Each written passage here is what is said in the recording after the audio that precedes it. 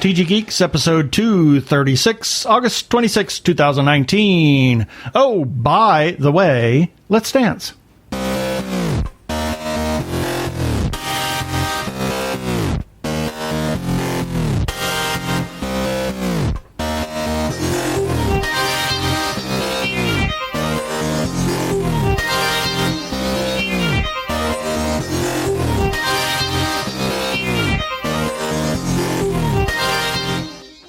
Hello and welcome to another webcast from TGGeeks.com, where Ben and Keith, the Two Gay Geeks, talk about all aspects of geekdom and nerdery, sci-fi, comics, film, horror genre. You name it, we talk about it. I'm Keith Lane, and we're coming to you from TG Squared Studios in lovely August, Phoenix, Arizona. And I'm Ben Ragginson, coming to you from, it's the non-soon. The non-soon, yes. There's no monsoon, it's the non-soon. It's the non-soon. The non-soon. It's cloudy and it's been lightning every evening, but nothing has rolled in Central Phoenix. And the humidity has been relatively low, but compared to where we were just at. Yes, we'll talk about that later in the show. So naturally, I think because of that, maybe the humidity does feel a bit low. Oh, well, that's true. And here, Phoenix, Arizona. Yeah, and we have actually a special guest in the studio with us today. One of my best friends from high school is here. Mr. Paul Linus. Hello. Hello. He has that deep resonance bass voice. Yes, he's a basso profundo. In a former life, in a galaxy far, far away. Anyway, let's get on with this show. Prepare for hyperdrive. Meanwhile, in the Hall of Episodes, the Two Gay Geeks are discussing this. Well, in this episode, we have an interview with Kai Hazelwood, who is a dance creator and, among other things, and about an event that she's putting together. And we'll let her tell you about that when we get there. Of course, we have our birthday shout-outs as we do every podcast week, yes. Our featured podcast of the week, and we have a new one this week. So that'll be a surprise. I can't wait to hear it. And then I don't know what it is. Yeah, and everybody's favorite feedback.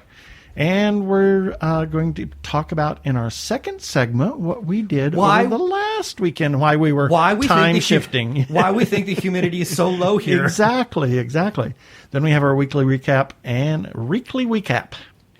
our shout-outs, as always. And let's get right to it. What did he do?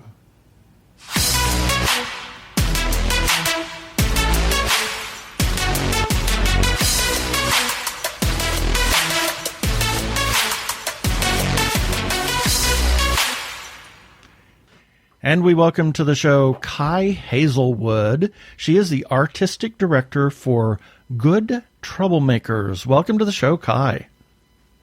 Thanks so much for having me on. Yeah.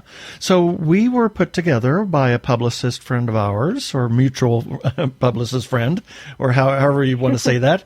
And you have some exciting things going on. So before we talk about that, tell us about who is Kai Hazelwood, what is your background, and then we'll talk about the event, this gigantic event that you've got coming up. Oh, I always love that question. Who is Kai Hazelwood? It makes me feel, dramatic. This is why not? This is not a Barbara Walters thing. We're not going to be asking you, if you were a twee, what twee would you be? I mean, we could go there if you want, but we might later. If there's time. All right. Well, I am an artist originally from San Francisco. I've been a dancer since I was 4 years old. Wow. And a choreographer for maybe the last decade or so. And I also am a bisexual activist. I've been working with the American Institute of Bisexuality and AmBi, which is a huge social community for bi and middle-of-the-spectrum folks. And I sort of a couple years ago got asked to start making some work about bisexuality. And so this piece and this project has been evolving for about 5 years. And I sort of never wanted to have a formalized dance company or anything like that. But 5 years later, I look up and I work with these 12 amazing regular collaborators, the majority of whom identify as bi or and I realized, oh, wait, this is a thing. We should let it be a thing and formalize it in some way and figure out what our values are. And that is how Good Troublemakers was born. And that is now based here in Los Angeles. I moved here about 11 years ago and have been making work and teaching and generally getting into trouble ever since. Well, that is fascinating. So you have an event coming up in September, and tell us about that. What that is all about. Sure. Yeah, so the event is called Unicorn Party. A unicorn party? We may have to come over for that. Come, it'd be fun. It's going to be a great time. But the name came from sort of a joke about how many people think that bisexuality isn't real, and so we're unicorns because we're mythical creatures that don't exist. Right. So we were like, let's just reclaim that name and just title that the event. Why not? So, yeah, exactly. So what it is sort of a multidisciplinary art party. So in part of the night, you're going to see a choreographic work by me in collaboration with the performers. That's actually all about bisexuality, and it features real-life stories that we recorded from bi people across. And then there's going to be a musical lineup of some awesome bi queer artists in LA, including Vatica and Cindy Gelada.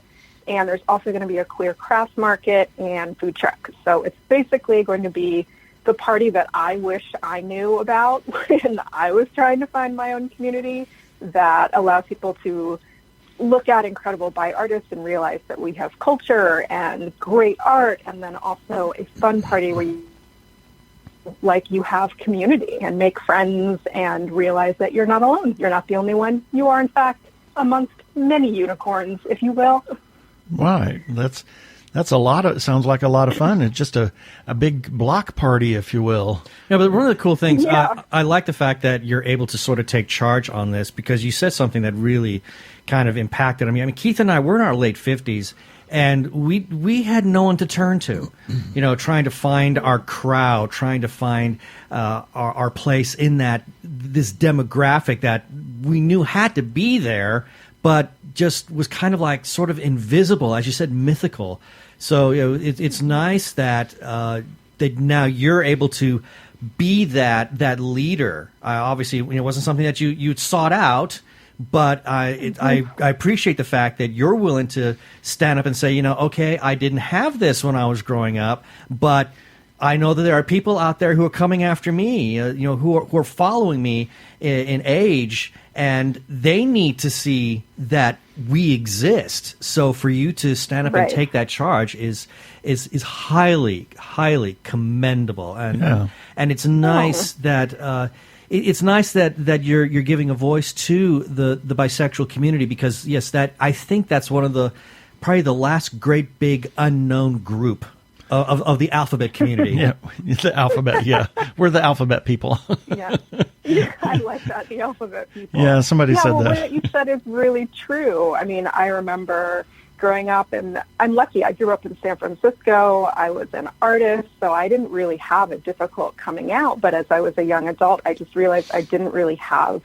community. And when I found AmBi, which is the group in Los Angeles that's really a social group, what I realized is that party, fun, and celebration is also an important part of political activism, because yes, you need to march in the street, yes, you need to change legislation, but also creating community where people can feel seen and have fun and connect to each other is really important too. And I feel so lucky that now I live in a giant rainbow utopia that's full of sparkly people, but I want other people to get to have that too. I like how you said, that part of the activism also means to go out there, to have fun as well, and that's our way of telling the people on the other side, hey, we have cookies. Yeah, and to decompress from all of the negative things that you might experience being politically active, at least in these days. Well, and artistry and political activism, I mean, that's been going back, my goodness, since the Woody Guthrie days.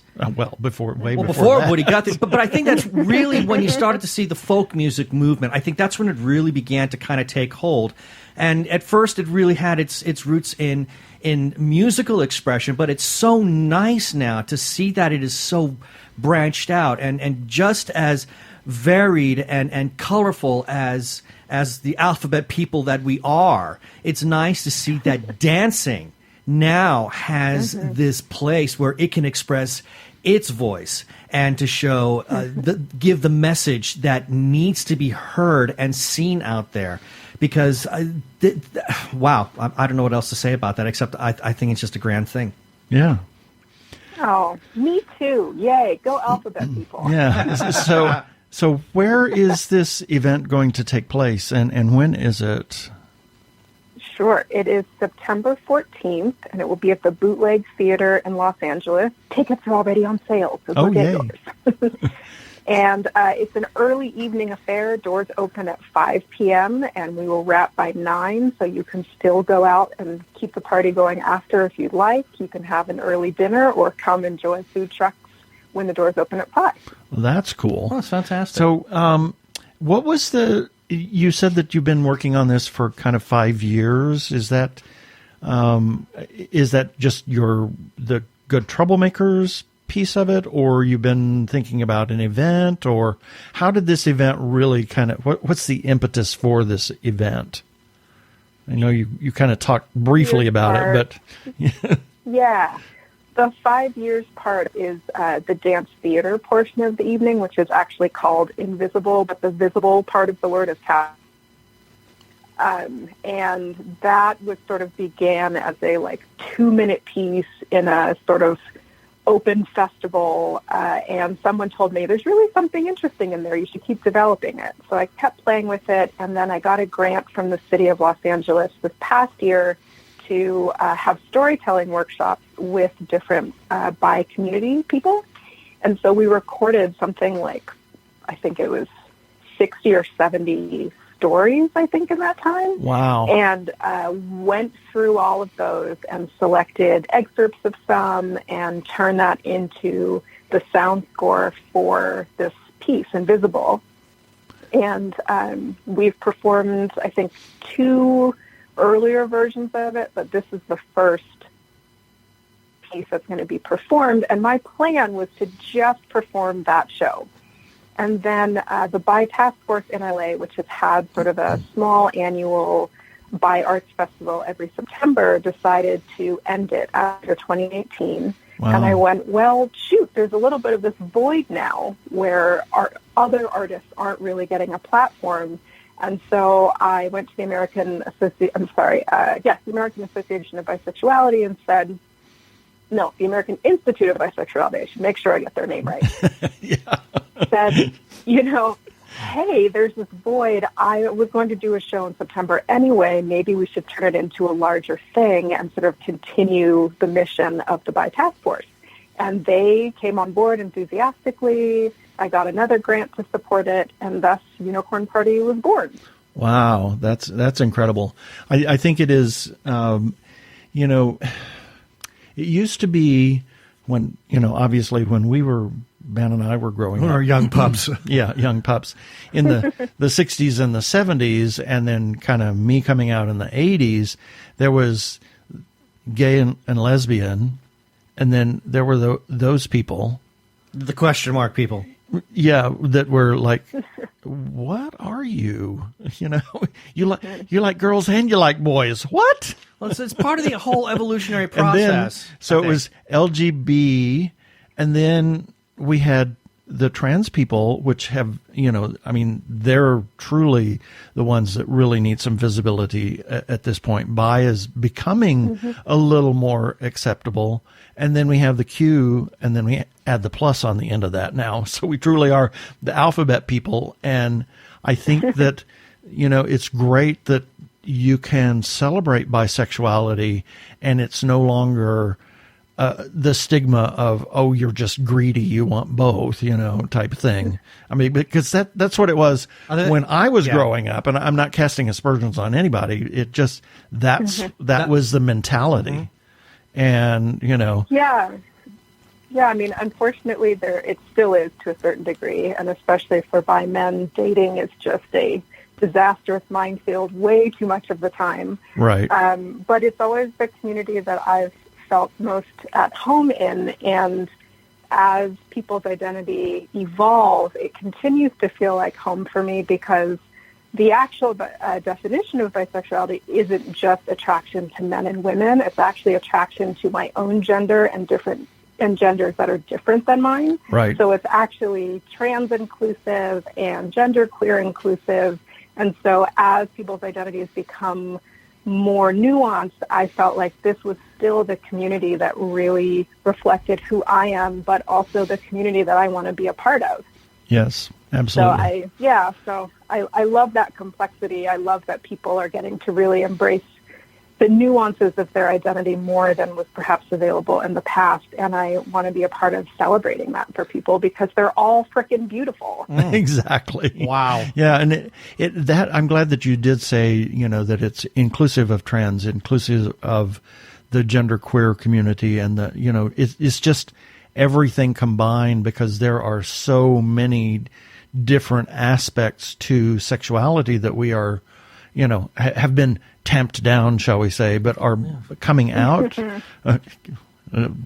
My Freudian slip showing there. We're coming out now into the open about, it's not just, man, woman, etc. It's not binary. Exactly. Non-binary. And we have all of that. So it's just, I struggle sometimes myself understanding some of it, but we're much older. Yeah. It's people like you that help us, older folks and the younger folks. The older folks understand more of where we've been and what's going on now, and being a beacon for those younger folks to say, it's okay for me to be who I am, the way I am, whether I like anybody or everybody or nobody. It's just, it's great. Well, the truth is none of us would be where we are or who we are if there hadn't been someone who helped us make it okay. And I feel really honored that I get to be in a position to create events like this to make space for other people. So I guess I sort of think of it as a beautiful ability to pay it forward. And it's also totally selfish, because I get to spend the night celebrating this glorious community that I love so much. And so it's a win-win for me. Yeah, and you get to perform too. So actually, I'm glad you segue to that, because something that just kind of like going off in the back of my mind, we don't really get to talk to many choreographers. In fact, I think you might be the first. So we've spoken to a lot of different artists, photographers, painters, musicians. I think you're our first choreographer. So I'm now, honored. Yes, absolutely. So when you regarding your role in this event, I'm assuming that your choreography is going to be featured in this. Yes. Yes, it's a part of it. Mm-hmm. Okay, so now, and as you said earlier, this is going to be used to make a statement. So, as a choreographer and as an artist, how do you go about creating a dance that tells a story and presents a message? I'm fascinated in this process. I love that question, and I don't know that I have yet to find a really good way to answer it. Because I think my process is maybe a little bit unusual in terms of the way choreography usually functions. I am kind of a minimalist, and by that I mean the thing that's most important to me in anything that I make is telling a story clearly. I'm not really interested in layering it in so much other references that unless you've read the 3 obscure texts on the subject, you won't have any idea what I'm doing. Oh, come on now. It's just not my personal aesthetic. More power to people that work that way. It's just not my bag. So the first thing that I usually do is I get together with whoever I'm working with, because truthfully, anything that I make is made in collaboration with the performers. And we start talking about what are the important ideas in the piece. What are the things that we want to communicate? And we break that down section by section so that we know exactly what we're trying to communicate in every part. And then sometimes we start with just improvisation and see what comes out and find things. Sometimes in the case of Invisible, we start with text or a recorded story, like there's so much of in this piece. Sometimes we start with a visual image, like this piece actually opens with one of the performers walking down a board of nails. Oh, wow. And it was just this visual image of sort of the precariousness of trying to find your own identity and how does that fit amongst other people you know, and what sort of pushback or reactions do you get from people around you. And so it had this sense of very precarious navigation. Wow, so that's the image that came out. Yeah, that's really interesting. And that really conveys the message of this board of nails. I mean, you would normally kind of think of walking on eggshells, but when you say walking on nails, it's really even more conveys that message, the visceral message of what you're facing. That's incredible. Very powerful. Yeah. So that my process is weird because sometimes it comes out that way and not in like a big, beautiful dance movement. But it's the aesthetic that comes out of me naturally. So I'm doing my best to embrace and love it. Well, I've always said, no, go ahead. Well, I was going to say that when you're an artist and you're creating something, and this is something I heard years ago from a guitarist, but it makes sense and it definitely applies here. When you are artistically creating something, there are only two ways to do it: your way and the wrong way. Yeah. And it's funny, anytime you go the wrong way, you can tell. Like the last piece I made as an experiment to see how far I could push myself sort of outside of the way I usually make. And I hate it so much, I can't even watch the video of it. Oh, wow. So it's like, okay, I just need to accept that this is what I do, this is how I do it, and it will resonate with some people and it will not with others, and that is cool. But there's no point in me continuing to do this in the way that doesn't feel right, because then I hate it. Right. True, but there is something that could be said about taking that really bizarre outside step purely for your own, not just to stretch yourself, maybe technically as well as edification, and better understanding yourself and your own artistic voice. Yeah, so that's exactly why I did it, and it was totally useful, and I'm never going to do it again. Well, there it is. So let me ask this question about your style. And this is not to be judgmental or anything, but being a dance neophyte, shall we say, and not completely understanding all forms of dance, what would you consider your style? Is it more modern? Is it more in the classical vein? Is it, the big ones? There's Twyla Tharp, and there's, Fosse, and actually Michael Kidd's birthday is this week. And, there's all of those. And then you move into the modern dance that we have today. And so what, is it a combination of all those, or just, is it Hazelwood? Ooh, I like that. I like that. I like it. I'm going to brand it Hazelwood. There we go. I think I have to answer that question this way. I come from a hardcore ballet tradition. Ballet for about 20 years. I still teach ballet. I love it. It did modern and other styles for 25 years or so. So all of that is in my body. It's undeniable. Oh, wonderful. And I would say that my choices as a choreographer probably fall more into contemporary dance and then sort of dance theater. And by that, I don't mean musical theater. I mean everything I make is heavily story-driven and almost feels like you're going to see a play, except instead of lying.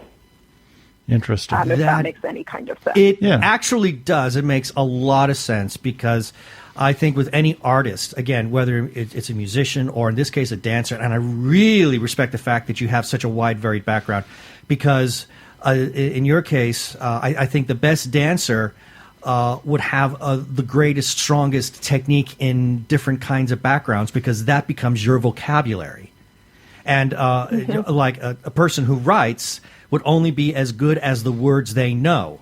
And the fact that you have this background just kind of informs what a strong choreographer you can actually be, because you have all this different style that you've got as your backbone. So it's nice and refreshing to hear someone, like yourself, describe this and be able to apply that to what you do. You have the ballet, and since you teach ballet as well, you understand how the body moves and works, and the things that it can and shouldn't do.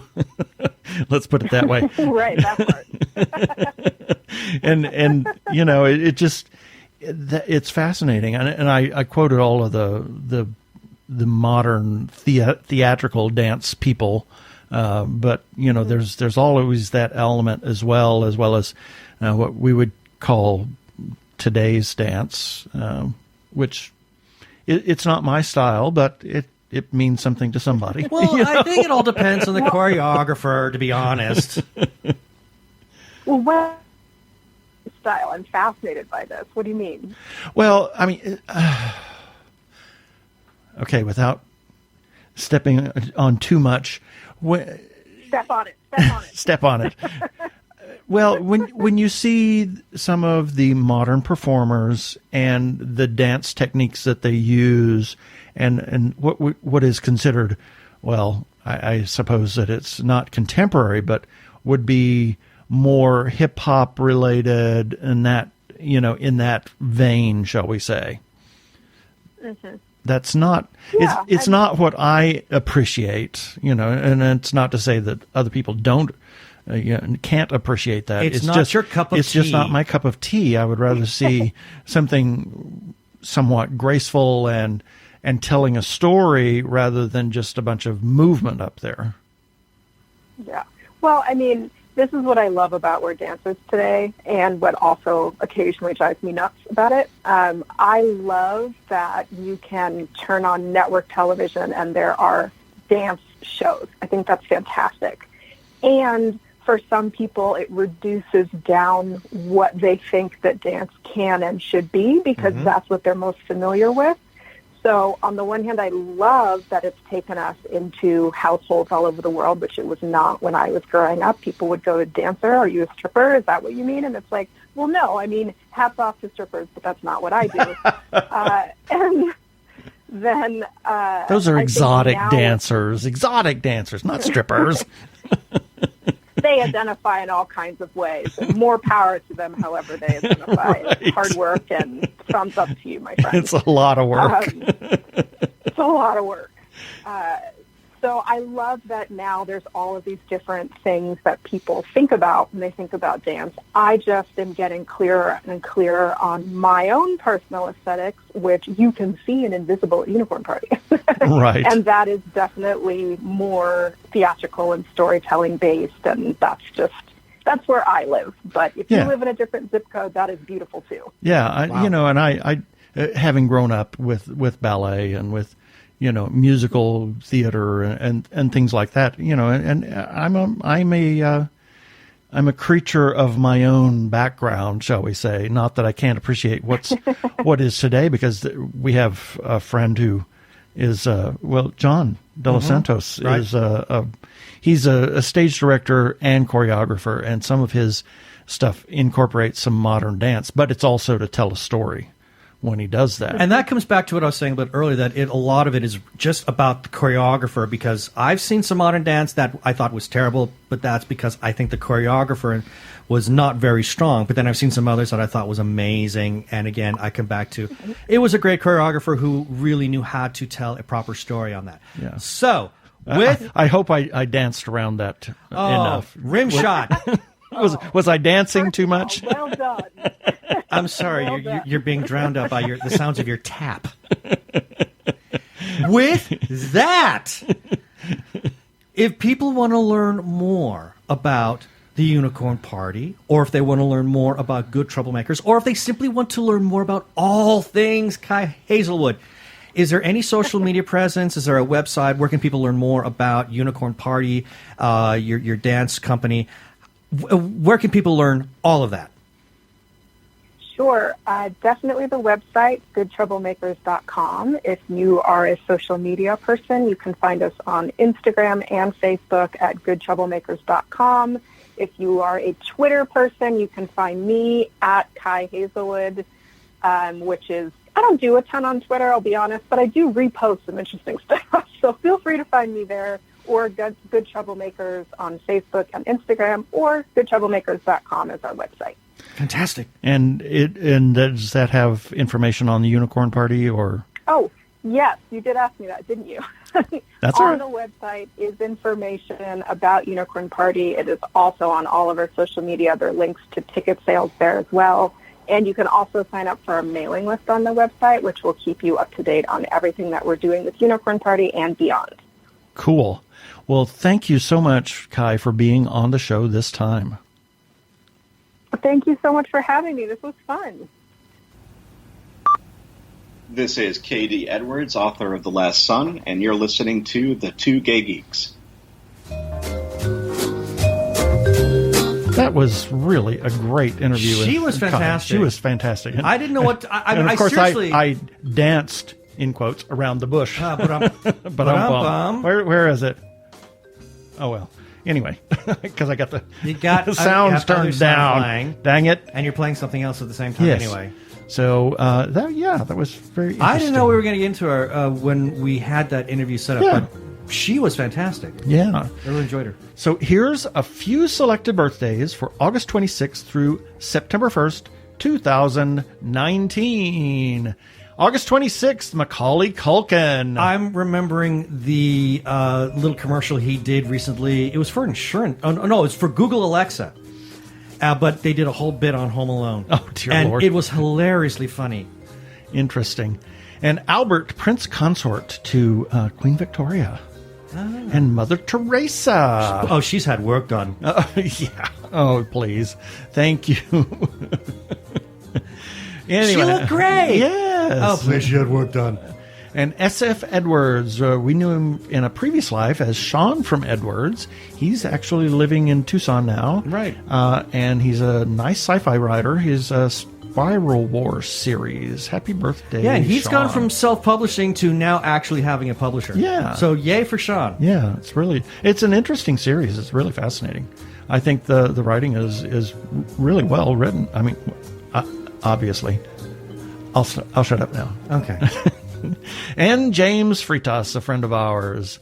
August 27th, Paul Rubens. And Olive Cohen, a friend of mine from a former coworker. And Rob Johns, a friend of yours from Facebook. That's right. And mine as well. August 28th, Jack Black. I'm not a fan of his, But he was great in, that magical movie. Yeah, the magical movie. Yeah, the House of the Clock in Its Walls. Yes. He was great in that movie. Yeah. Also, Jack Kirby, who was a famed cartoonist and creator of all comic kinds book artist. Comic book artist. All kinds of things. Amanda Tapping and Carl Burnham, who, you want to tell us about Carl Burnham, Paul? Do you know anything Depends about on whether or not I can. Well, I don't know. Do you have any fun anecdotes or trivia? Not really, no. Okay, well, there it is. Okay. Well, moving on then. Also on August 28th, Umberto Giordano. He was a composer who actually wrote Andrea Chenier and Fedora. And actually, the performance of Fedora, I think it was it the City Opera or was it? It was a Met. It was the Met production. It was Marilla Franey's Goodbye to the Stage. Yeah, that was a big deal. It was a great production, too, It was I must really admit. interesting, yeah. And also on the 28th, Dominique Choisy, who wrote and directed a film called Ma Vie avec James Dean. I love that movie. Oh, my God, what a scream. It is so French. It is so French. But it is exactly. so delightful. I loved it. You should look it up if you have an opportunity. August 29th, Chris Pine, Richard Attenborough, and Ingrid Bergman, as well as Charlie Parker, who actually last year they did Yardbirds Yardbirds at Arizona Opera, was the life of Charlie Parker. And Dinah Washington, fabulous woman of color who is a fabulous singer. She was just incredible. we talked about her with MJ Lyons, with Michael Lyons. Oh, that's Yeah. right. He was talking about Dinah Washington and Billie Holiday. And Yeah, that all of floored me those, that era. He's such an old soul that he would He be really into Dinah is. Washington. Yeah. Bless him. Also on August 29th, Facebook friends Camden Campbell, Christine Schindel, and who are these two guys? Mark and Daniel Hughes, I have no idea. I don't know. They're my younger brothers. They're twins. August 30th, Mary Shelley. Frankenstein. Yes. She was wrote She Frankenstein. wrote. Frankenstein. She's not Frankenstein herself. Yes. Michael Chiklis, Fred McMurray, my three sons, and Kelly Webb, a friend of mine from Facebook. August 31st, Richard Gere, James Coburn, and Itzhak Perlman. Now, we were talking about this last night. I didn't realize it was his birthday this week, but I met Itzhak Perlman when I was probably You were in Oklahoma, weren't you? 10 or 11 years old.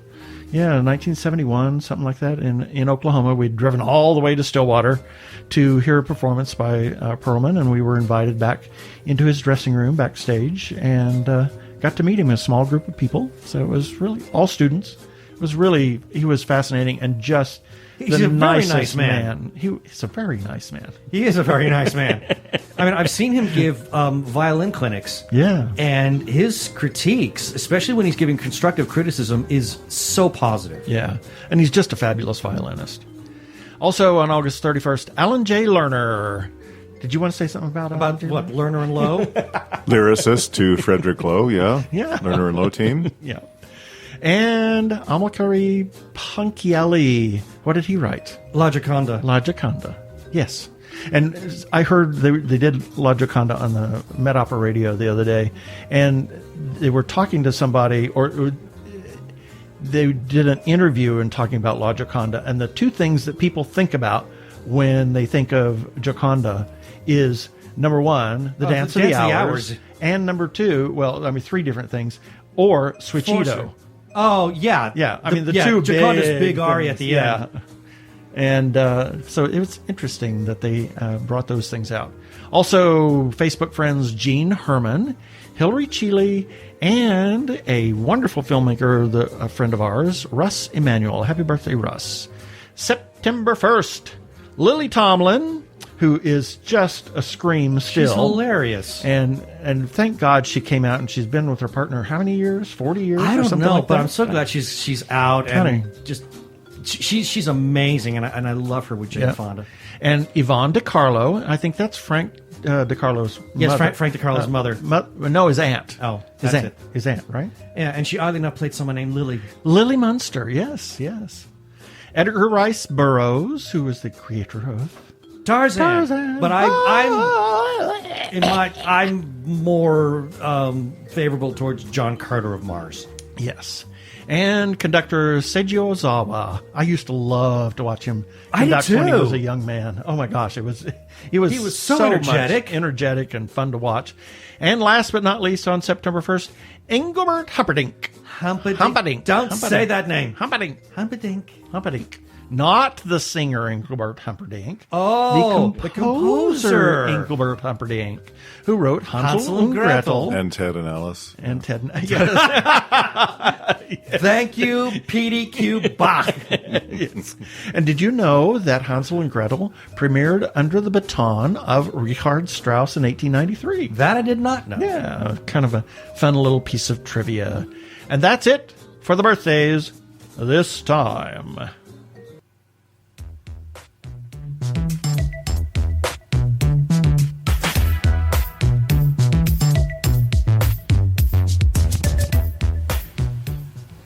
Hi, I'm Michael Chan.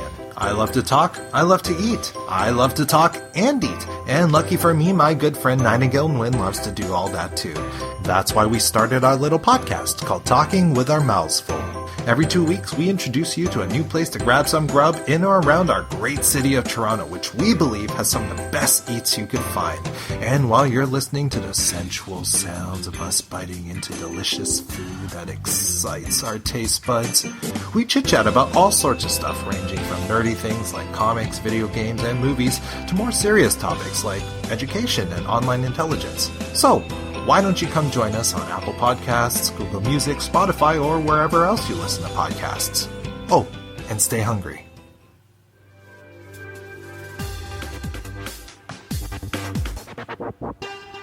Go give a listen to our friends Michael Chan and Nightingale for Talking with Our Mouths Full. You can find them on Twitter at TWOM Full.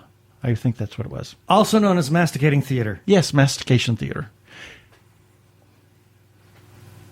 I'm Daniel Radcliffe, and I believe that reaching out for help is the bravest thing a person can do. If you are struggling and need support, call the Trevor Lifeline at 1-866-488-7386. It's free and confidential, and trained counsellors are there to listen 24/7 without judgment.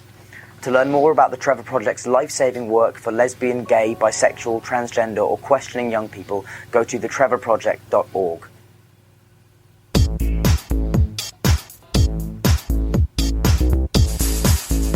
What does that sound mean? It means you're going to play with a stupid soundboard. Just Me? like that. What? No, I wouldn't do that. Oh, are we done? I'm done. Oh, thank God. Okay. He plays feedback. the long-suffering husband well, doesn't he? I've had years of practice. Oh my God, did I just say that? You did. I'm sorry, that's supposed to be my inner voice, not my outer voice. I'm so sorry. That's my Tourette's. Anyway, yes, this is the feedback time. So, starting with TG Geeks episode number 230, we got a comment from Arkle. Well, of course we did, because he is so... He just has loquacious. Yeah. Anyway. And we love it. Oh, we do. And he's a really sweet guy. He says, I also really enjoyed Far From Home, meaning the Spider-Man movie. A major step up from Homecoming, though I liked Homecoming more than many of my peers. I liked Spider-Man Homecoming. Yeah. I had a good time with it. And a decent denouement to Phase 3 of the MCU, or the Marvel Cinematic Universe, though I can see why some people found the film's approach to the aftermath of the snap a bit too flippant. Personally, I don't agree, but oh well. Overall, I rank it as the third best Spider-Man movie, behind the second Sam Raimi movie and Into the Spider-Verse. Into the Spider-Verse was incredible. Into the Spider-Verse is an amazing movie, I have to admit. It's fantastic. Oh my God, yeah. And then moving on, this is regarding Jandy Gordon. I thought you put this in last time. No, that was another one? This is another one. Oh, it's the gift that keeps on giving. Yay. This is regarding Jandy Gordon, photographer, releases LGBTQ of Steel. The last time was for her interview. This is in regards to the press release for her book. And we got a comment from Jandy Gordon, a.k.a. Humanity of Steel. She says, thank you. It was wonderful. Oh, yay. We're happy. And then this is regarding Andrea's Angle, The Art of Self-Defense. She calls it the message was heavy-handed for this movie. Got a comment from Annette Chavez. She says, there is a clear picture painted of this film. Oddly, it seems like real life. Gabe. Interesting. Then we got a comment from, actually this is regards to episode 231 where we interviewed Jonathan LaPoma. He says, thanks again to TG Geeks for interviewing me about my writing. I hope to see you both again soon. Well, we hope to see you too, Jonathan. I mean, if you're down in Southern Cal, the next time we're down in Southern Cal, we'll have your people talk to our people and we'll do lunch. Absolutely. And then we got another comment from Arkle. This is also regarding episode 231.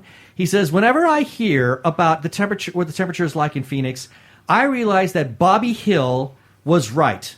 That Phoenix exists is, in fact, a testament to man's arrogance. Yes. Okay, moving on. This is in regards to Ben's gay book breakdown. Breaking tradition is a true guilty pleasure with a surprisingly strong message. Got a comment from the author, Noah Harris. He left this on Instagram. He just writes thank you and then puts a nice little lovely heart after it. And then got another comment from a woman named Lynn Dash, and she says, just got book 2. Well, that's the book that I reviewed, so I'm glad she got it. I hope she loves it like I did. And then this is in regards to TG Geeks episode 232. Guess what? It's from Arkle again. He says, this would be a great week for your listeners to check out my main YouTube show, as the last episode of Shameless Cash Grab I put up as of this writing is actually for a good movie. Really? Oh, my God. He only does trash. He only does crap. Yeah. And then to close this all off, this is in regarding, and you're going to have to pronounce her name because I can't. Andrea Van Skoyak. Thank you. She joins TG Geeks as a contributor. We got a comment from Hamish Downey. He says, I've talked about her often enough. It's great to see her join the team. Yay! Welcome, Andrea. Welcome, Andrea. And Second Andrea. Yeah, and yes, Andrea second too. Andrea. Andrea the second. And Audrey too. Audrey too. Oh, no. Feed me, Seymour. You're right, and that is our feedback for this week. You can leave comments on our Facebook page, or you can like our page on Facebook. Anything that everything we publish is posted to Facebook, whether it's our episodes or articles. We post that to Facebook. It posts to Twitter. It's on our website. It's on Instagram. Occasionally, it's on MySpace when I think to Is it? When you update think to the put page. It? Oh, Yep. I didn't even know we were doing that. And you can actually on YouTube, we have our episodes up on YouTube, and you can receive a shout out on a future episode. We also have a listener feedback line. If you want to call and leave a voicemail, we will play that on air. You can call 469-TG Geeks.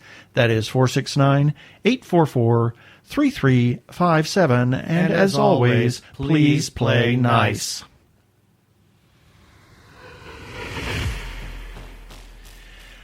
I don't recall what we have up next week. I didn't pull up a thing, but we will have something very interesting for Labor Day. And we're doing. We'll see. We'll be at CocoCon. Pactless Patrons. Yes, Pactless Patrons. That is the episode that we're going to do then. So check it out. If you are in transition or have already transitioned and are in crisis, or you know of someone in crisis, there is a special hotline just for you. The hotline is provided by translifeline.org and staffed by specially trained counselors who are transgender themselves. The hotline in the U.S. is 877-565-8860. In Canada, it is 877-330-6366. Or you can go to the translifeline.org for more information about the important work they are doing. Please reach out for help. Yeah, baby. They're like two gay geeks. They're together, you know. They're two gay guys and they're geeks. Is that okay?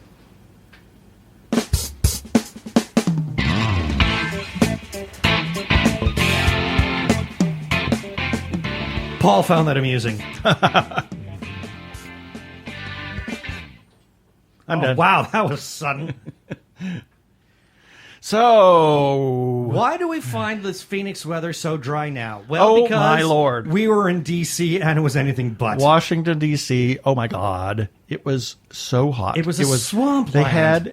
They had a heat wave while we were there. And they weren't supposed to. 97 degrees, and it was like over 60% humidity. 65% humidity or some god-awful thing like that. My shirt at one point was as if I had just taken it out of the washing machine. No, it was wetter than that. Oh, I swear to God it was wetter than that because I brushed up against it and it's like, okay, the spin cycle didn't even run. It was awful. But we did have a good time in We had a DC. nice time and we saw some really cool things there. Yeah, we went to the National Geographic Museum. I loved that. Which was wonderful. But on the way, we happened to be on the wrong side of the street and walked by this place, the Wilderness Society, which is across the street from the National Geographic Museum, and they had an Ansel Adams exhibit, and it was free, and there were some photos that I have never seen of Ansel Adams. It was an incredible display. It was fantastic. And then we walked over and did the National Geographic Museum. Well, all about the Queens of Egypt. The Queens of Egypt. And we're not talking gay men either. No. And there were queens in Washington. And not just us. Plenty of. But there was one exhibit, and it had like the nose of a statue. And I thought it was supposed to be the nose of the Sphinx. Surprise! It was too small. Anyway. Besides, it probably would have crumbled when it hit the ground. Yeah. So we had a really good time, ate some really good food while we were there. We went to Stan's, which is a local watering hole downstairs. It's a hole in the wall. Just or right a hole downtown. in the ground, actually. Yeah. It was great. The food, the chicken wings were incredible. My God, they were huge. They were the size of my arm. And then, what was it? The next day we did the Air and Space Museum. I did Air and Space Museum. The all day long. Yeah, that was a whole day experience. Well, because we walked there. Yes. It was like we walked 6 miles that day. That was murder. And then we decided we would do the hop-on, hop-off bus, which was the biggest mistake of my life. One of the things of driving in Washington, D.C., it's one of the levels of hell. You don't drive in Washington, One of the D.C. circles of hell. I mean, the traffic circles are just a nightmare. And you also have jaywalkers all over the place. Oh, my God, everybody just walks across. Trying to get anywhere in a car in D.C. is a challenge. And then, so the hop-on, hop-off bus turned out to be another level of hell because they had no air conditioning. None. What is wrong with these people? I know. That's torture. It was horrible. It should be against the Geneva. I'm sure there's got to be something about it in the Geneva Convention. Yep. It really has to be. And that day we did the Holocaust Memorial Museum. Oh, my word. God. I've got to say this. It was a gut-wrenching experience. It was a gut-wrenching experience, but it was highly educational. And there are moments where I just broke down sobbing. We were just both boo-hooing. But I do not regret it. No, not at all. Not 1 second. And this is going to sound kind of weird, but if we ever found ourselves there again, I would want to go back. Absolutely. Because there was so much to see. It was too much to absorb. Yeah, we were there for 4 hours. Yeah, I mean, we would see it all. No, we didn't see it all. I mean, we kind of breezed through a couple of sections, but it's so educational. And again, gut-wrenching, but it's powerful. Yep. And I think that's it about our... Well, we did... actually, we had dinner on our anniversary, 23 years. And we ate at a James Beard award-winning restaurant that caters to the gay community. It's in one of their neighborhoods. Yes. I mean, right there in the middle. Yeah. Annie's... you took the photo. Oh, shoot, I forgot. Paramount Steakhouse. That's what That's it was. it. Yep. It's right off DuPont Circle. It's just, the food was really good. It was a little warm in there, so we were dressed up in our their suits, AC was not working right that day. So yeah. Anyway. And then we went down to Richmond, your old stomping grounds when you were a Mission Mormonary. Yeah. And we ran into the Bionic Geek. Yeah, a friend of ours who was actually a previous lifetime in another podcast that we participated in, and has listened to this podcast and is a good friend of the show. So we had lunch with him. We had a great time with him. He took us around, and I did not recognize Richmond for anything. I mean, it was like I'd never been there before. Yep. And then we came home. Yeah. And saw the kitties. And there was much rejoicing. Exactly. Meow, meow, meow, meow, meow. Lots of that. Yes, and that's it for our second segment. And everybody knows we are huge supporters of independent creators, whether they are filmmakers, comic book artists, writers, or other. Please buy their stuff. If you see them at a con or a book fair or anything, talk to them, go buy their stuff. Tell people about them. If you love their work, be sure and tell people about them. And if you go to a con, have cash for them. They don't need the credit card fees. Please support independent creators. Coco Con returns for a second year, Labor Day weekend, next weekend at the Doubletree Hotel in Metro Center, Phoenix.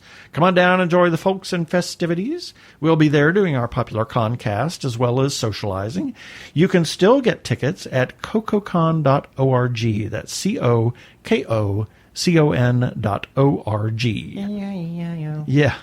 Joshua Tree. Can I not say that? Joshua Tree Feeding Program. You got it right last week. The goal of Joshua Tree is to provide nourishment to low-income HIV-positive residents of Maricopa County. They provide a food pantry, and it is just that. It's like a grocery store. The clients come in, and they can get what they want. They don't just get a food box. They choose what they want to go in their food box. Please consider supporting Joshua Tree with a single gift or a monthly recurring gift. And they also have a new program that's the Pearl Program. You get a nice little pin that they have created with pearls on it. And you can do that for $30 a month. Go to jtfp.org. Did you call it a single GIF? Single GIF, yes. No, should be single GIF. A single GIF. Yeah, single GIF. Inside joke. The The Grand Canyon Sisters of Perpetual Indulgence are hosting their third annual Red Dress Ball on November 16th at the Parsons Center for Health and Wellness. Proceeds go to Joshua Tree Feeding Program and AIDS Walk Arizona, sponsored by Aunt Rita's Foundation. We're going to have a few more details soon, and we are supporters of that. We were sponsors of that this year.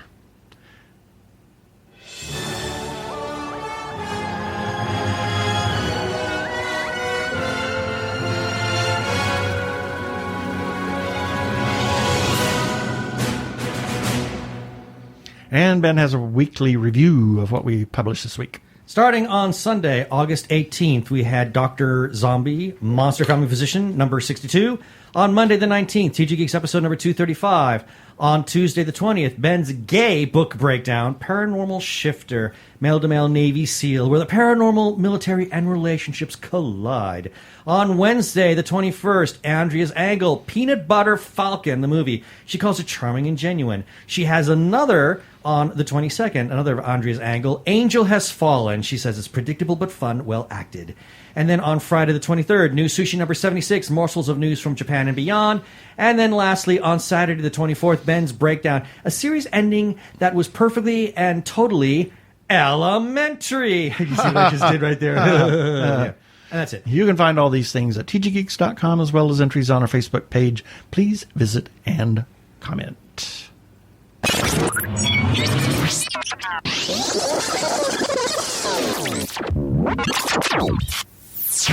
Got a couple of shout-outs we need to do. First, for the Arkle Times Post-Dispatch News.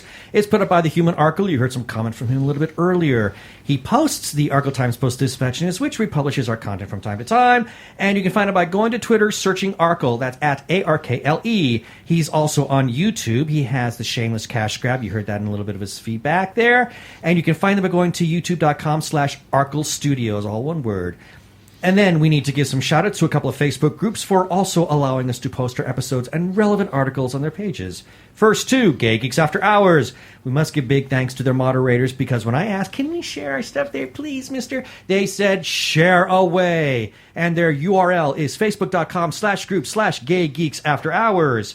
And then we have to give a thanks to The Gay Geek for also allowing us to share our stuff on their page. And their URL is facebook.com/group/The Gay Geek. And we must give thanks to their high imperial moderator, Jeremiah Reeves, for giving us his blessings. Thank you, Jeremiah. And lastly, we can be found on Spotify, TuneIn, Stitcher, as well as where other fine podcasts can be found. Also, check us out on Krypton Radio at 3 a.m. and 3 p.m. Pacific on Tuesdays. And listen to their other content. They are a 24-hour geeky internet radio station. Please rate us and review us on iTunes. And don't forget to subscribe to our YouTube channel.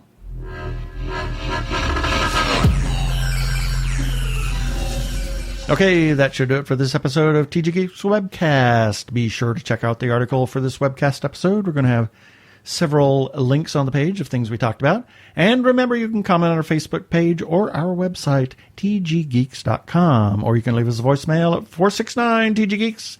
That is 469-844-3357. From TG Squared Studios, I am Keith Lane. Thanks for listening. Please be kind to yourself and others. Cheers.